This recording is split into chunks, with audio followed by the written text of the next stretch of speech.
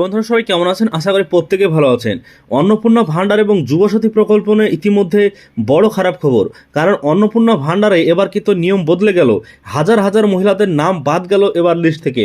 অর্থাৎ লক্ষ্মীর ভাণ্ডারে টাকা পেলেও এবার অন্নপূর্ণা ভাণ্ডারে তারা কোনোভাবেই টাকা পাবেন না। ইতিমধ্যে কড়াকড়ি যাচাই শুরু হলো। অর্থাৎ অন্নপূর্ণা ভাণ্ডার এবং যুবসাথী প্রকল্পে আজ থেকে বিডিও অফিস, এসডি অফিসের কর্তারা তারা কিন্তু কড়াকড়ি যাচাই করবেন এবং আপনাদের ফর্ম কিন্তু বেশিরভাগই রিজেক্ট হয়ে যাচ্ছে এবং রিজেক্ট হবে, এটা কিন্তু আপনারা ভেবে রাখুন। আজকের এই ভিডিওর মাধ্যমে সমস্ত বিষয় জানাবো। আপনারা অবশ্যই আপনাদের স্ট্যাটাস চেক করবেন এবং আপনারা অবশ্যই দেখে নিন যে আপনাদের হাজার হাজার নামের মধ্যে আপনাদের নামটা বাতিল হলো কিনা। কারণ ইতিমধ্যেই সরকার যে কড়াকড়ি নিয়ম দিয়েছে এবং যাচাই পর্ব শুরু করেছে, তাতে এবার অনেক মহিলাই কিন্তু বাতিল হয়ে যাবেন এবং এই টাকা কিন্তু পাবেন না। আজকের ভিডিওর মাধ্যমে সমস্ত বিষয় জানাবো। খুবই ইনফরমেশন ভালো এবং খুবই গুরুত্বপূর্ণ আপনাদের প্রত্যেকের জন্য। প্রথম থেকে শেষ পর্যন্ত দেখবেন, ভিডিওটিকে লাইক করবেন, চ্যানেলটিকে সাবস্ক্রাইব করে অবশ্যই চ্যানেলের সঙ্গে থাকবেন। এখন ইতিমধ্যে আমরা যে প্রতিবেদন পেয়েছি সেখানে একদম অথেন্টিক নিউজ, একদম অরিজিনাল যেটা, সেটাই কিন্তু দেওয়া হয়েছে। যুবসাথীর 55 লক্ষ উপভোক্তা তথ্য যাচাইয়ের সিদ্ধান্ত নিল পশ্চিমবঙ্গের বিজেপি সরকার। ফেব্রুয়ারি মাসের অন্তর্বর্তী বাজেটে মাধ্যমিক পাস বেকার যুবক যুবতীদের প্রতি মাসে 1,500 টাকা দিতে যুবসাথী প্রকল্প চালু করেছিলেন মমতা বন্দ্যোপাধ্যায়। পালাবদলের পর নতুন মুখ্যমন্ত্রী শুভেন্দু অধিকারী জানিয়ে দিয়েছেন, চালু থাকা কোনো সামাজিক প্রকল্পই বন্ধ হবে না। উল্টে বেকার ভাতা বাড়িয়ে 3,000 টাকা করার অঙ্গীকার করেছে রাজ্য সরকার। কিন্তু প্রথম দফায় যারা যুবসাথীর টাকা পেয়েছিলেন তারা প্রত্যেক আর নাও পেতে পারেন। কারণ প্রত্যেকে তারা প্রথম দফায় টাকা পেলেও এবার কিন্তু আর নাও পেতে পারেন। তার কারণটা কি?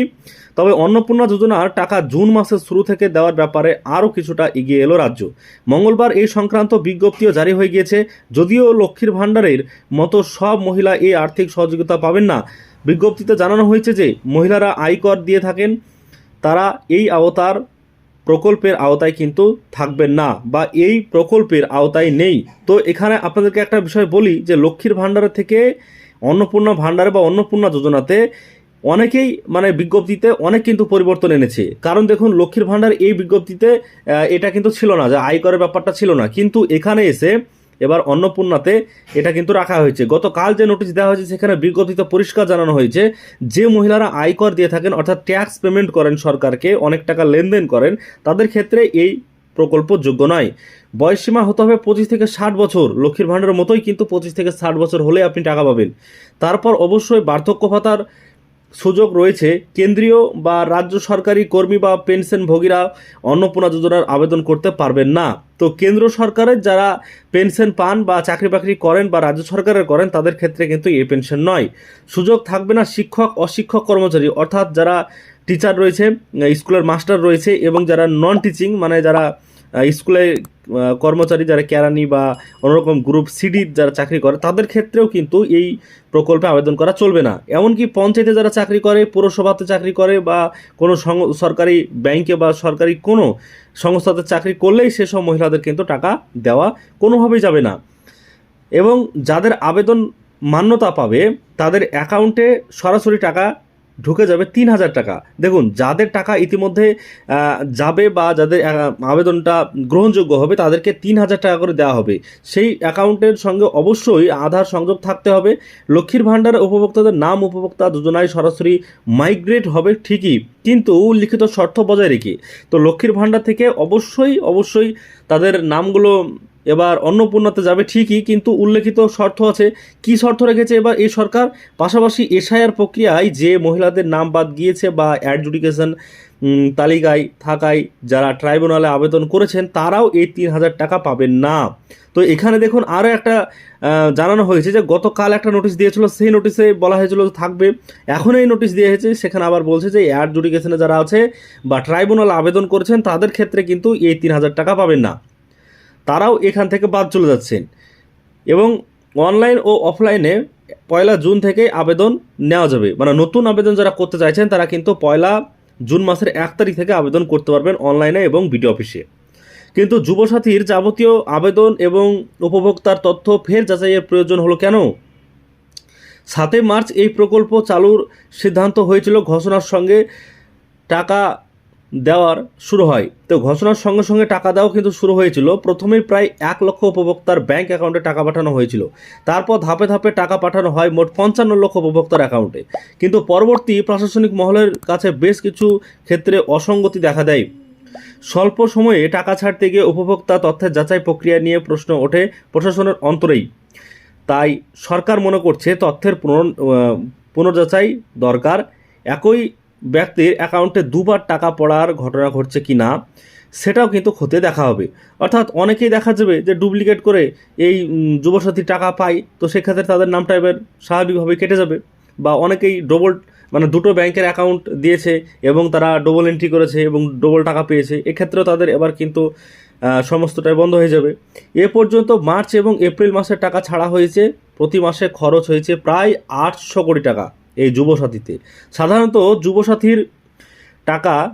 যুবসাথীর টাকা মাসের 10 তারিখ ছাড়া হয়, কিন্তু মে মাসের শুরুতেই পালাবদল হয়ে যাওয়ার এই পর্বে আর যুবসাথী বা বেকার ভাতার টাকা বাংলার যুবক যুবতীদের ব্যাংক অ্যাকাউন্টে ঢোকেনি। যেহেতু জনকল্যাণমূলক প্রকল্পগুলির ক্ষেত্রে নতুন বিজেপি সরকার স্বচ্ছতা সুনিশ্চিত করার নির্দেশ দিয়েছে, তাই অন্নপূর্ণা যোজনার টাকা 1 জুন থেকে নিশ্চিত হলেও আপাতত বেকার ভাতা টাকা বন্ধ থাকবে পুনর্যাচাই সম্পূর্ণ না হওয়া পর্যন্ত। তো দেখুন, এখানে পুনর্যাচাই না হওয়া পর্যন্ত যুবসাথীর টাকা কিন্তু আপনাদের আসবে না। তো এটা কিন্তু একটা খুবই বড় একটা খারাপ খবর বলতে পারেন, যে যুবসাথীর টাকা আপনাদের যাচাই পর্ব শেষ না হলে কিন্তু আসবে না। অনেকেই ভুল করে যারা আবেদন করেছেন, তারা কিন্তু যারা 2 প্রকল্পে আবেদন করেছেন, লক্ষ্মীর ভাণ্ডার, যুবসাথী, তাদের নামটাও এবার কেটে যেতে পারে এই যাচাই পর্বের সময়, এটাও কিন্তু জানানো হচ্ছে। এবং উল্লেখযোগ্য যে বিষয় হলো সেটা হচ্ছে শিবিরের পাশাপাশি অনলাইন মাধ্যমেও জমা নেওয়া হয়েছিল যুবসাথী প্রকল্পের আবেদন। 15 থেকে 26 ফেব্রুয়ারি পর্যন্ত আবেদন নেওয়ার কাজ চলেছে। এছাড়াও তার কয়েকদিনের মধ্যে টাকা দেওয়ার কাজ শুরু হয়ে যাওয়ায় তথ্য নিয়ে সংশয় থেকেই গিয়েছে। ইতিমধ্যে শিবিরে